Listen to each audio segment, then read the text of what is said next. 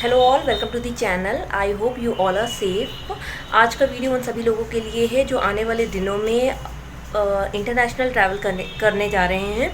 Health ministry की तरफ से कुछ नए गाइडलाइंस, कुछ नए परिवर्तन किए गए हैं क्वारंटीन के नियमों में।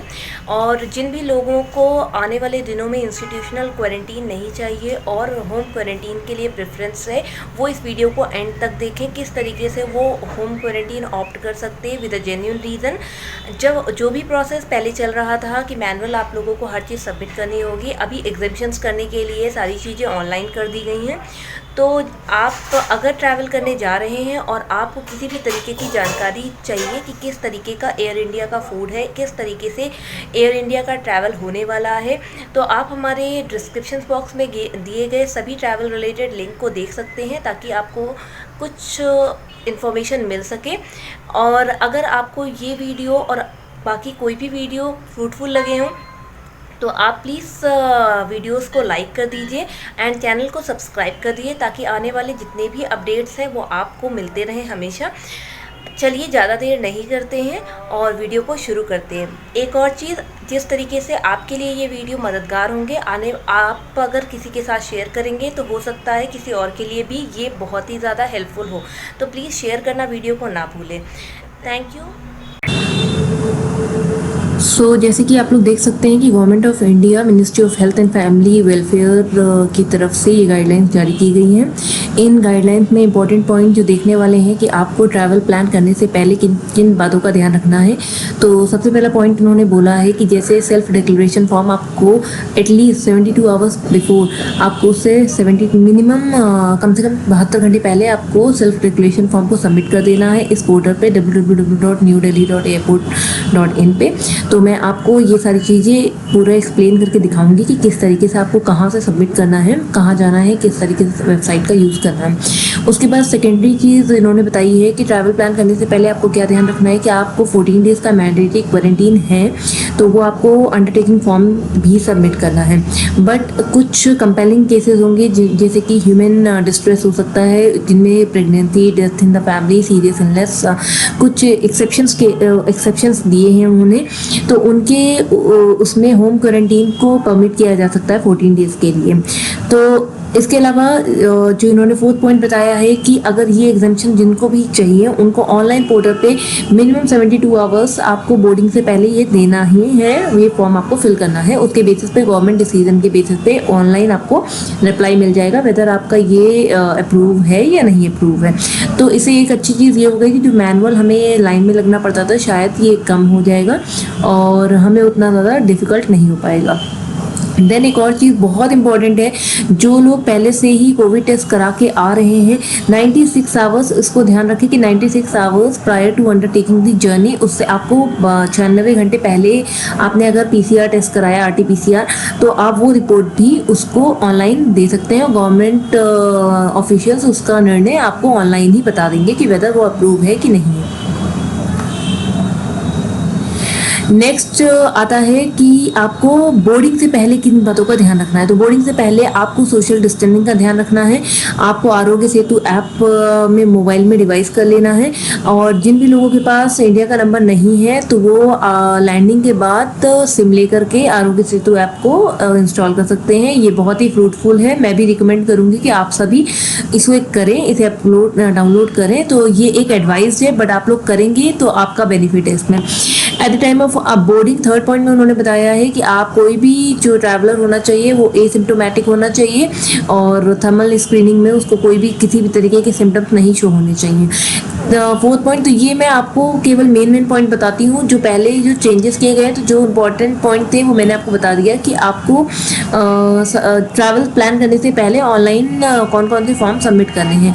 देन आता है ड्यूरिंग ट्रैवल अगर मान लीजिए सपोज आपने सेल्फ डिक्लेरेशन फॉर्म ऑनलाइन नहीं सबमिट कर पाए हैं तो कोई बात नहीं है, आप एयरपोर्ट पे जा करके हेल्थ ऑफिशियल्स को मैनुअली सबमिट करके दे सकते हैं या फिर एयरपोर्ट जाने के बाद तो ऑनलाइन सबमिट कर सकते हैं। ना वो भी कर सकते हैं इस केस में।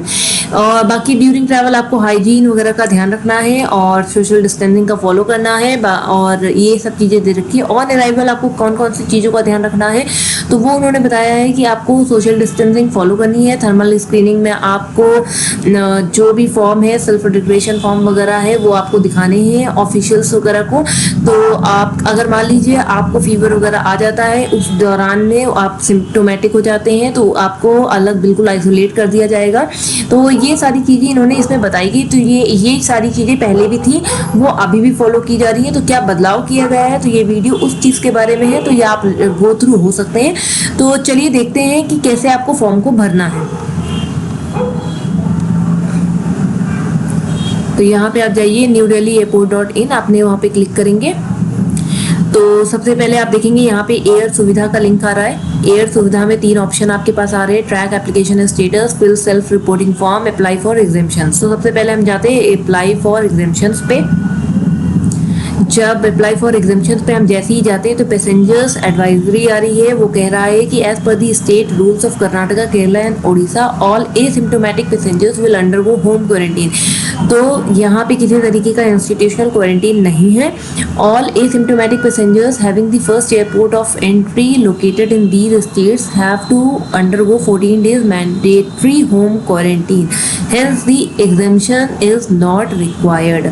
तो अगर मान लीजिए आपको दिल्ली से कर्नाटका, केरला और उड़ीसा पे ट्रैवल करना है और आप एसिम्प्टोमेटिक हैं, तो इन दैट केस आपको बाय डिफ़ॉल्ट ही 14 days का होम क्वारंटीन है, पर वो मैंडेटरी है। होम क्वारंटीन आपको फॉलो करना है, तो आपको इस फॉर्म की ज़रूरत नहीं है। तो ये 3 स्टेट्स के लोगों के लिए एक बिग रिलीफ है। बाकी लोगों के लिए चलिए जानने की कोशिश करते हैं कि किस तरीके से इस फॉर्म को फिल किया जाएगा। तो अब आप देख सकते हो कि आपको यहाँ पे एक रिक्वेस्ट नंबर, अगर आपके पास ऑलरेडी सेल्फ रिपोर्टिंग फॉर्म आपने सबमिट कर दिया है तो आपको एक यूनिक नंबर जनरेट हुआ होगा। तो हमारे पास वो नहीं है, तो हम स्क्रैच से कर रहे हैं। सबसे पहले हमने एग्जामिशन फॉर्म फिल किया है, फिल करने जा रहे हैं। तो एग्जामिशन फॉर्म फिल करने के लिए हम कुछ भी कॉन्टैक्ट नंबर दे देते हैं।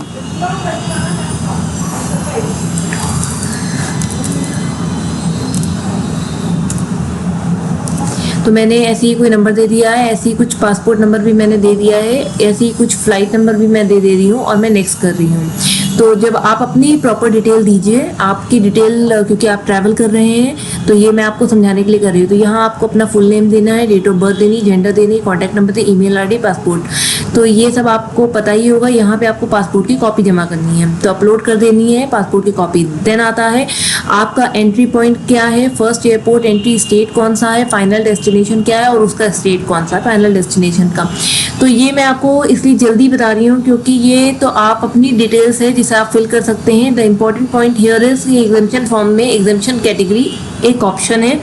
अब यहाँ पे आप एग्जामिशन कैटेगरी में आप देख सकते हो pregnant women suffered death in the family suffering from serious illness, parents accompanied by child below 10 years and RT-PCR test report certificate. Suppose मैंने प्रेग्नेंट वुमेन सेलेक्ट किया है, जो भी वुमेन प्रेग्नेंट है उनके लिए, तो यहाँ पे आप अपने सपोर्टिंग डॉक्यूमेंट दे सकते हैं। तो इनकी वेबसाइट पे एक इजी बात यह है कि कहीं आपको और जाने की ज़रूरत नहीं। देखिए इन्होंने कितने आसानी से बताया है कि प्रेग्नेंट वुमेन है तो आप यहाँ पे डॉक्टर्स रिकमेंडेशन लेटर को आप यहाँ पे दे दीजिए। तो आपका यहाँ पे अपलोड कर देंगे तो आपका वो एग्जामिशन कैटेगरी को फॉलो कर लेगा। देन आप इसके बाद जो भी आपका आता है, मान लीजिए सपोज सफर्ड और डेथ इन दी फैमिली आता है, तो इसमें इंपॉर्टेंट चीज़ देखने वाली है कि आपका उस पर्सन से रिलेशनशिप क्या है। तो ये रिलेशनशिप में आप देख सकते हो कि child, spouse, sibling, parents and grand parents. तो ये आपकी 5 कैटेगरी आती हैं। तो इनमें से आपका जो भी कैटेगरी में रिलेशनशिप हो तो आप उसे सेलेक्ट कर सकते हैं। देन आपको नीचे क्या करना है कि उससे रिलेटेड सपोर्टिंग डॉक्यूमेंट देना है। तो जैसे कि इन्होंने दे रखा है 4th नंबर पर सफर्ड और डेथ इन द फैमिली में, तो आपको यहाँ पे डॉक्टर का सर्टिफिकेट देना है कि डेथ सर्टिफिकेट साफ लिखा हुआ है। Family as a defined by Indian government consist of ये इस तरीके ये एक फैमिली मानी जाती है। तो ये उन्होंने बता दिया है कि आपको क्या सपोर्टिंग डॉक्यूमेंट जमा करना है। सिमिलरली एग्जामिशन कैटेगरी में आपके पास आता है RT-PCR टेस्ट रिपोर्ट सर्टिफिकेट। तो इंपॉर्टेंट पॉइंट यहाँ पे नोट करने वाला ये होगा कि आपको RT-PCR की केवल नेगेटिव रिपोर्ट जो होगी वही अपलोड करनी है। अगर किसी का टेस्ट पॉजिटिव आया है तो ये बहुत ही कॉमन सी बात है कि वो अलाउ ही नहीं है, क्योंकि उसका थर्मल स्क्रीनिंग ही बेकार होगी और वो उसमें पास नहीं होगा।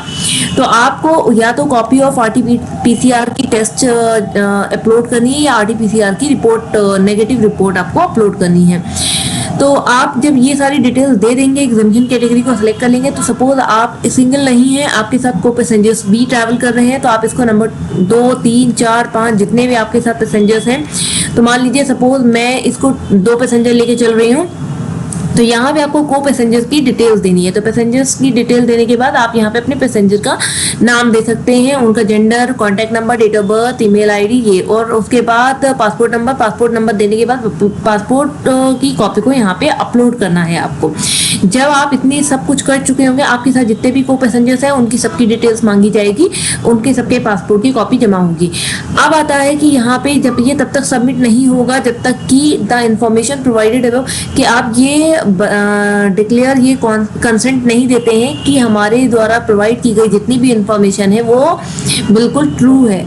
उसके अलावा ये कह रहे हैं कि अगर 14 डेज का होम क्वारंटीन अगर आपको अप्रूव हो जाता है तभी आप होम क्वारंटीन लेंगे। अगर आपका फॉर्म रिजेक्ट कर दिया जाता है तो आप इंस्टीट्यूशनल क्वारंटीन एज पर दी गवर्नमेंट नॉर्म जाएंगे। तो आप इस बात से भी एग्री करते हैं। तो अगर आप दोनों चीज़ों को एग्री करेंगे तो आप इस फॉर्म को सबमिट कर देंगे। जब आप सबमिट कर देंगे तो आपके पास एक रिक्वेस्ट नंबर जनरेट हो जाएगा। आप सपोज करिए कि आपको वो यहाँ पे ट्रैकिंग स्टेटस पे आएंगे। जब आपको ट्रैक करना है तो ट्रैक करने के लिए आप देख सकते हैं कि किस तरीके, if you have already fill the examination request form या self reporting form and wanted to know the status, please do fill the following details. तो आपको यहाँ पे ये रिक्वेस्ट नंबर डालना पड़ेगा, अपना पासपोर्ट नंबर देना होगा और डेट ऑफ बर्थ देना होगा। इस तरीके से आप अपना ट्रैक कर सकते हैं।